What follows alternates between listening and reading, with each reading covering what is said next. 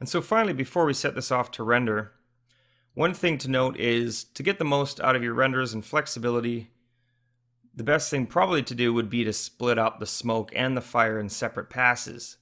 But since I'm limited with my one machine here, the one thing is you'll have to render the whole thing out once for the smoke, once for the fire, and as well again for the indirect pass. So that's 3 full renders to get all those passes out, and I just don't have the power to do that on my home machine.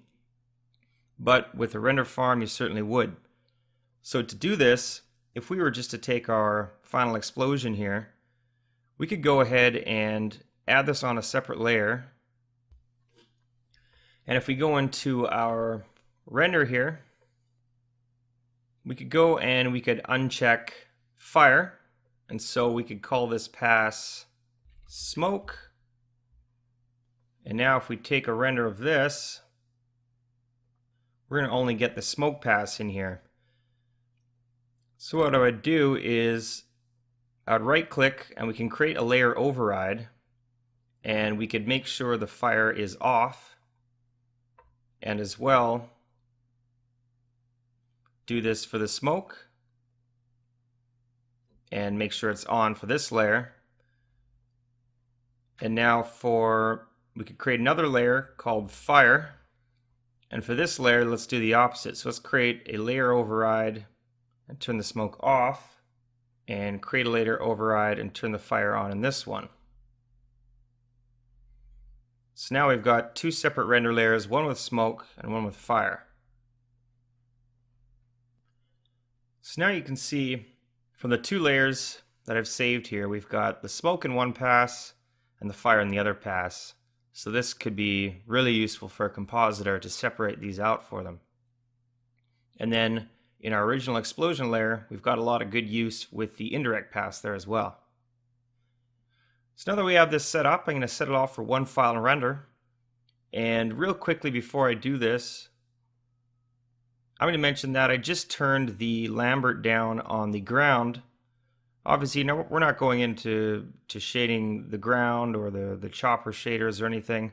It's mainly strictly about the fluid itself.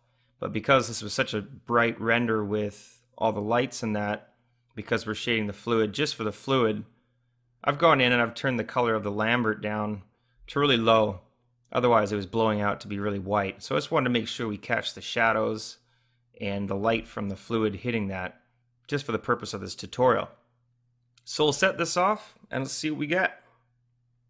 Alright, so I have a final render and it's looking great.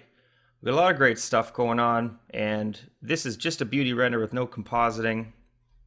And you can see we've got our direct pass that's got no multi-scattering in it. We've also got our indirect pass, which is super useful, and it's all the light scattering around inside.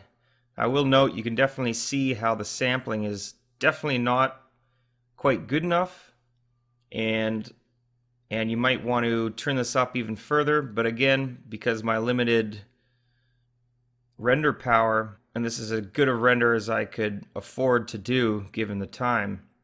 So even at a week of render time, you can see that it is quite noisy. We might want to turn it up, the samples, even more. However, it's still looking pretty great. We've got a lot of great things going on. So in the next clip, we're going to go back in and we're going to render out the sparks, and then finally we're going to bring it into Nuke for a quick compositing.